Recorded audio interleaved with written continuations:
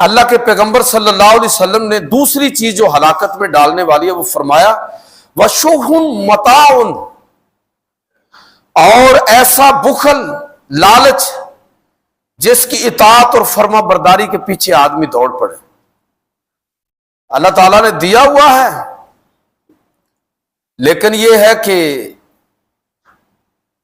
اس میں سے کچھ بھی کسی پر صرف کرنے کے لیے تیار نہیں۔ والدین،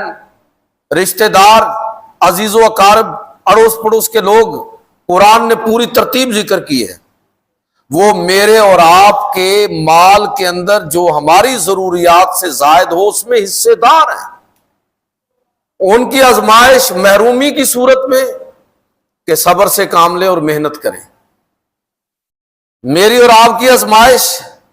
شکر کی صورت میں کہ اللہ نے اتنا عطا فرمایا ہے اور اب دوسروں کا زکوٰۃ کی صورت میں، صدقات کی صورت میں، نوافل کی صورت میں حصہ نکالنا ہے۔ تو اللہ کے نبی نے فرمایا کہ اگر کوئی اس سے صرف نظر کرتا ہے وَشُحٌ مَطَاعٌ، ایسا بخل کہ جس کی اطاعت میں وہ لگا ہوا ہے، تو یہ بھی اس کو ہلاک کرنے والی چیز ہے۔ یہ سورۃ الماعون کا ذرا گھر جا کے آپ لوگ نا اس کا ترجمہ پڑھیں، اور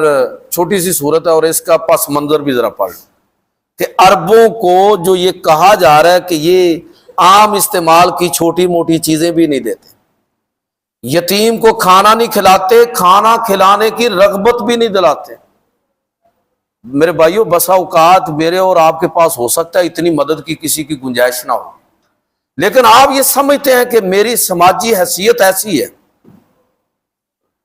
کہ میں اگر کسی سے گزارش کروں گا کہ یار اس کی مدد کروں، میں اس کو جانتا ہوں مستحق ہے،